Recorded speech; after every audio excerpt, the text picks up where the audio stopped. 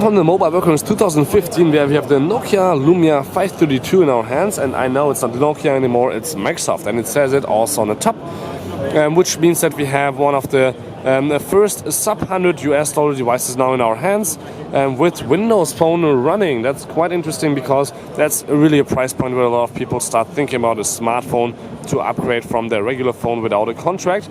And if you want to go even $10 cheaper, you can also think about the 435, which is actually exactly the same as the 532, except for the processor and the camera. So here in the 532 we have a 5 megapixel camera, here only a 2 megapixel camera. Otherwise, here there is a dual core processor inside with 1.2 gigahertz, and here we have a quad core processor already inside with 1.2 gigahertz. But both have 1 gig of RAM, same battery size, everything else is the same, front camera and design also. So you can also buy the cases from this one for that and the other way around.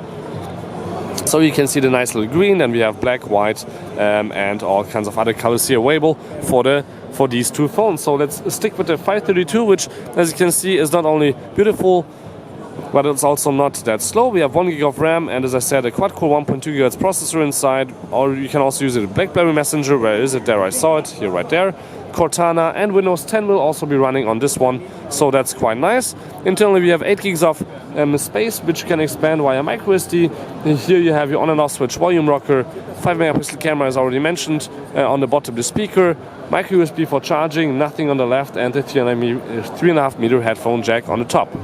If you take off the back cover, you will see that you can actually change the battery in the back, and also of course the SIM card and the microSD, which I already mentioned right here. So microSD, SIM card, and Microsoft logo. Here is the battery. You have your speaker again here and the camera, so I can just put this back on. You also have your glance screen here, which means that you don't have to turn on the phone or the display so you can see the time, but you can double tap it, for example, to go to the unlock screen and then just swipe it to the top if you don't want to use the button on the side, which is again quite nice. I still miss that on premium Samsung phones, or any Samsung phone actually at all. And so let's go into the camera, the Lumia camera actually here, or smart camera. You can see here the camera on the back could shoot nice pictures if you would want that. The display is not the best if you just turn it around like this, not because of the glare, but because the colors just go a little bit away. But it's alright for, as I said, a cheap phone. And if you want to use the front camera with VGA, here's the quality.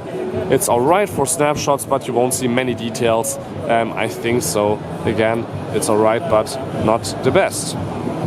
But as I said, for a $90–80 phone, this is really quite nice. This was the Microsoft Lumia 532 smartphone. Thank you much for tuning in. Don't forget to subscribe. My name is Balazs, and until next time, peace and again. Thank you much for watching.